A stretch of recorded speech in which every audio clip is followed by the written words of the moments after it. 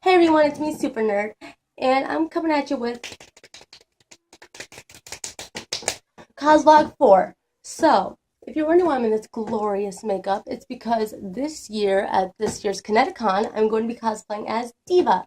So, if you don't know, I love Diva and I love Overwatch, and I might actually upload me playing Overwatch on YouTube, so stay tuned.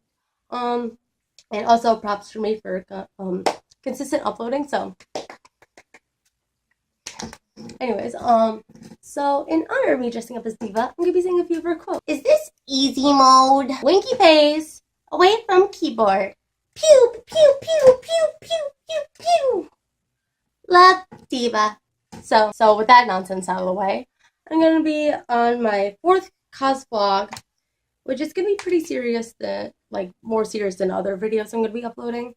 Um, I mentioned this one in my second video, which was my cosplay frequently asked questions, and this is going to be about cosplay is not consent. If you're like me, which you're probably not because I'm one of a kind, you obviously like to cosplay, and so you know that there's gonna be a lot of people at conventions. You take pictures with people, you talk to people, and most people there are fine and dandy. And this video is going to be explaining about what is the boundary in between consent and not consent. So in this video, I'm going to be telling you about some of my cosplay experiences with this and just basic convention experiences with this and other things that you need to know about cosplay. It's not consent. So as a female, I have been subjected to several forms of harassment in cosplay. It started with my Harley Quinn cosplay. I was with my boyfriend at Kineticon 2013. I think I showed you the picture in my first video. And Harley Quinn is she's a loved character, but she's often sexualized, as you can see by my posters in the back. So I don't help the situation. Um, but me and my boyfriend saw a Batman there, and he was like an adult, probably in his 40s or 50s, I think. Anyway, so he said I'd chat up with him because we were, dressed in the same universe. And for some reason, he kept on following us afterward. Like, I think he just kept on following us for the next, couple hours for, no reason. Like, I think we talked to him, 9 times in, the next 2 hours. And so that was pretty weird. It was kind of creepy because, we just wanted to talk and have a small conversation, not be followed for a couple hours, but that's unfortunately what happened. Fast forward a couple years to Kineticon 2016. I was cosplaying as Rin Zora from Love Live, and you already saw a picture of me dressed up as her in my first video. But to put it into perspective, I will show you another picture of me cosplaying as her right here. And now here's a picture of what she looks like in the anime. So, if you don't know, Rin Zora is a 15-year-old girl from Love Live, and she's wearing a cheerleader outfit. So I was just hanging out with my friends, having a good time, and it was like night out, it was like nighttime. And so there's a photographer that saw my outfit, and he was he had the complete pedo look. Like, he had the weird teeth, the glasses, the hair, and the mustache. Like, he had the complete look of a generalized pedophile. And I just kind of ignored that because I'm like, hey, just don't judge a book by its cover. It's gonna be cool. And so he came up to me in my cheerleader outfit and he's like, can you take a picture? Like, can you do a couple poses for me so I could take a picture? So, because I've been approached earlier, I was like, okay, yeah, sure. So I did a few poses, a few little cheerleader poses or whatever. And then after he stopped, I take a few poses and I stop, right? And so after that, all of a sudden he comes up to me and goes, what anime are you cosplaying from? And I was like, this guy doesn't even know what anime I'm cosplaying from, and yet he's taking photos of me. Like, that's a huge red flag. Like, I was like, okay, and I left. I was like, bye. So don't talk to me. So that was pretty creepy. And I'm trying to think if there's any other. There wasn't any other incidents that day, but the next day is cosplaying as Poison Ivy, which is probably one of the sexier Batman villains, if not the sexiest Batman villain. Because her whole thing is her charm and seduction. So anyway, I'm going there as Poison Ivy, having my own little fun.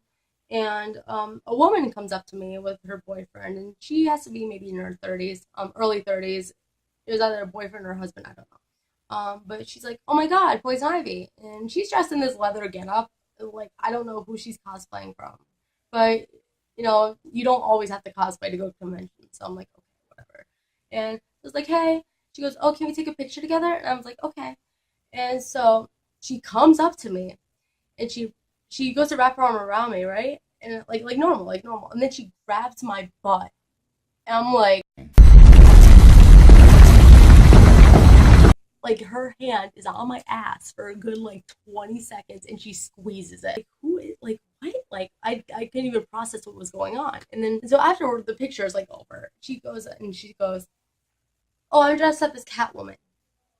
And I would not be able to tell that she was Catwoman. She wasn't wearing any of the ears. She was just wearing, like, it was like if Halle Berry's Catwoman did not wear the whole like ripped up getup. Like, she's wearing like leather stretchy pants and like a leather tank top, and she had a whip, but there was no like Michelle Pfeiffer's like the like little stitches. There was not that. There wasn't any cat ears. There wasn't cat tail. So I would not have been able to tell. And I was like there's a lot of creepy experiences. The creepiest experiences I have though were at what was it? Chiller Theater Expo in New Jersey in October of 2016. If you don't know, I went there to meet Tim Curry, and I actually did. So I'm gonna upload a video on it. I know it's like 8 months late, but I'm going to upload a video of the day. But if you don't know, here's my photo with Tim Curry. Look at us. Look at me and Tim Curry. We're so cute. Oh my God, if you can't tell, side note, you can tell I was crying in this photo. Like, there was literally tears streaming down my face. I was so happy. So here's me and Tim Curry. We're so cute together. He's my husband. So yeah. And side note, he's also really sweet. He called me really pretty.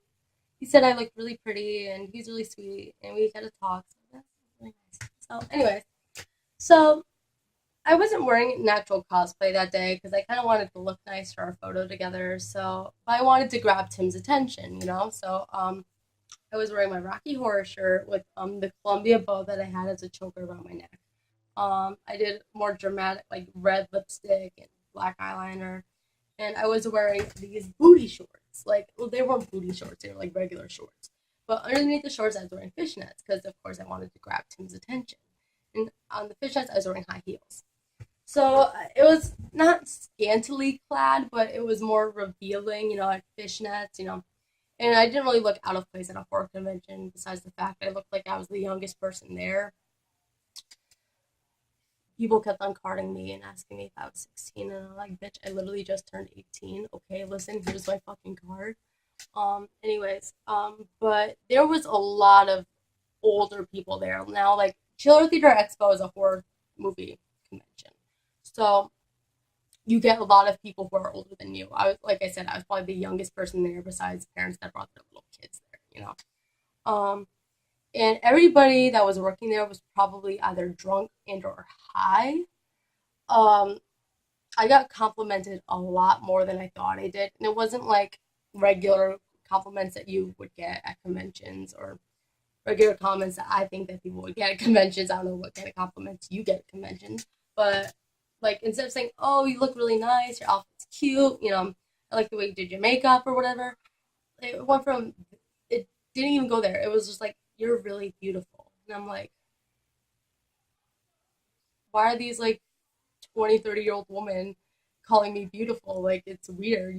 That's like telling somebody that they're beautiful is more of kind of, to me at least, more intimate thing. And like even Tim Curry, like he said, "Oh, you're really pretty, by the way." Like, he didn't call me beautiful. He said, "You're really pretty." So I'm like, okay, okay.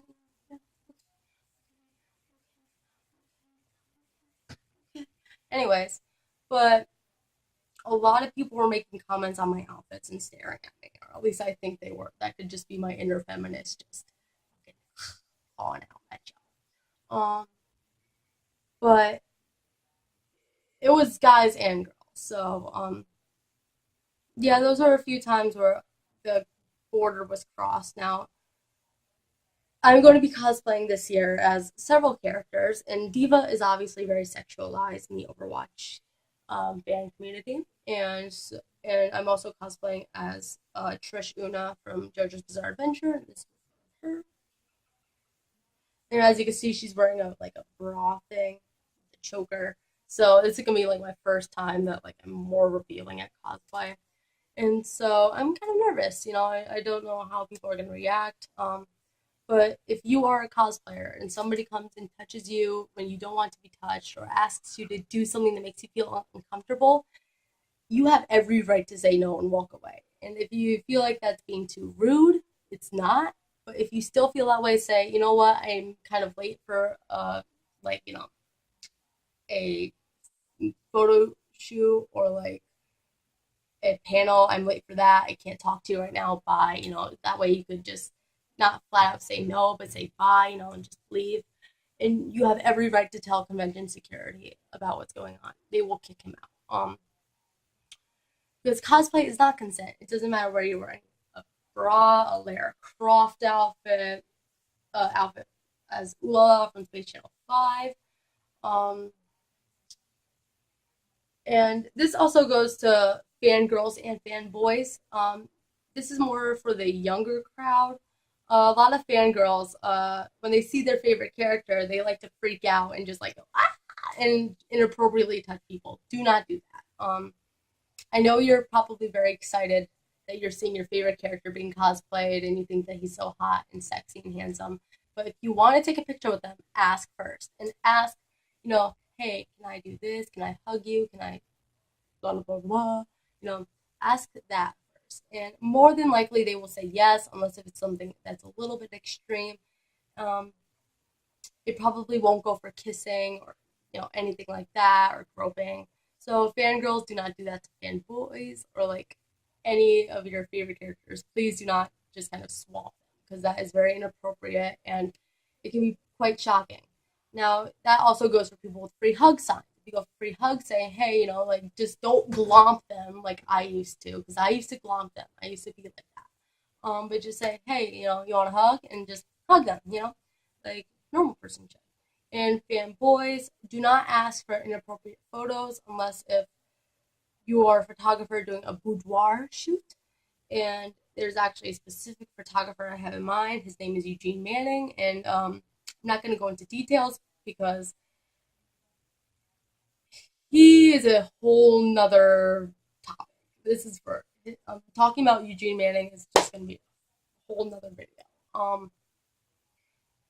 If you don't know, he's a photographer that has some bad reputations. Let's just put it like that. So yeah, so it doesn't matter what character I'm cosplaying or you're cosplaying. If you want to cosplay, if you're a boy, you want to cosplay McCree or Hanzo or any JoJo character. If you're a fan favorite, you do not have the right to touch other people or take like photos without people's permission or do anything to people that they do not feel comfortable with. Point blank. So yeah, so this is my little cos vlog number 4 on why cosplay is not consent. So love, Diva.